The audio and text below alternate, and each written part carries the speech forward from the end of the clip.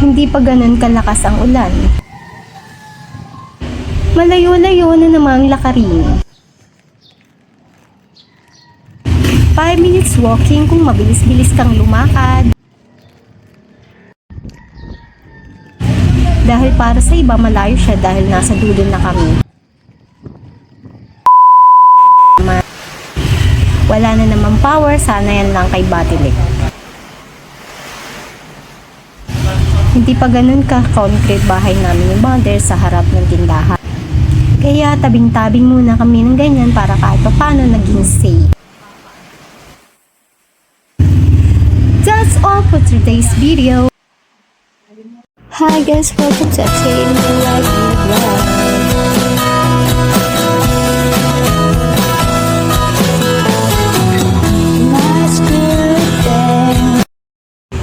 Hey people, let's go!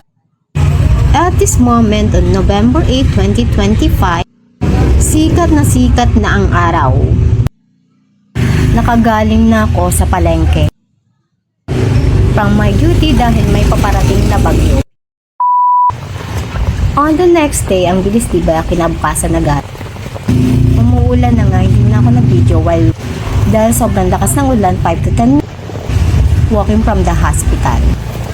Kailangan ko na din magmadali at medyo malayong lakarin pa. Baka sakit na naman abutin ko, mahirap magkasakit bawal birthday leave ko pa naman, kaya lang wala binagyo yung bawi na lang next leave basta safe ang lahat.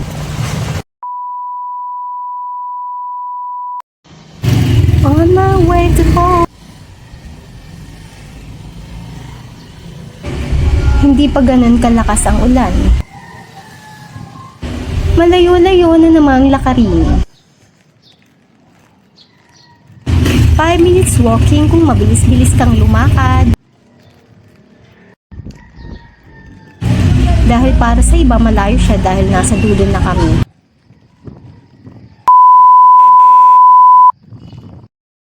At dahil nasa part ako ng Batangas, ano na naman to, Batilik, sumuko ka na naman. Wala na namang power, sana yan lang kay Batilik. Hindi pa ganun ka-concrete bahay namin yung mother sa harap ng tindahan. Kaya tabing-tabing muna kami ng ganyan para kahit paano naging safe.